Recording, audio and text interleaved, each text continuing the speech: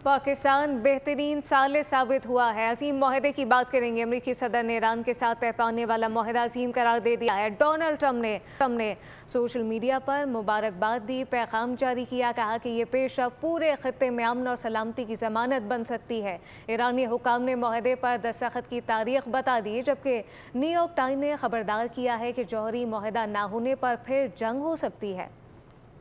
कशीदगी की शाम ढल गई, अमन का सूरज तुलू हो गया। अमेरिका और ईरान में मुआहदा तय पा गया। अमेरिकी सदर ने सोशल मीडिया पर ऐलान कर दिया। डोनाल्ड ट्रंप कहते हैं कि माजी में कई अमेरिकी सदूर ईरान के साथ अमन कायम करने में नाकाम रहे, लेकिन मौजूदा मुआहदा हकीकी अमन की तरफ पहला कदम है।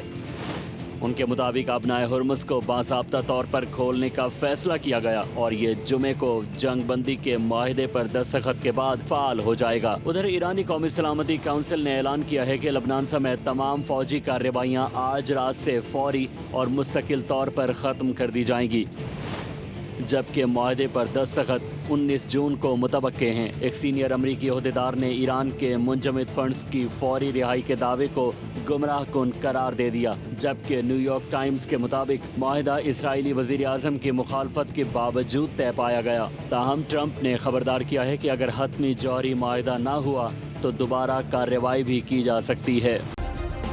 सब्सक्राइब करें और बेल दबाएं ताकि कोई खबर रह न जाए।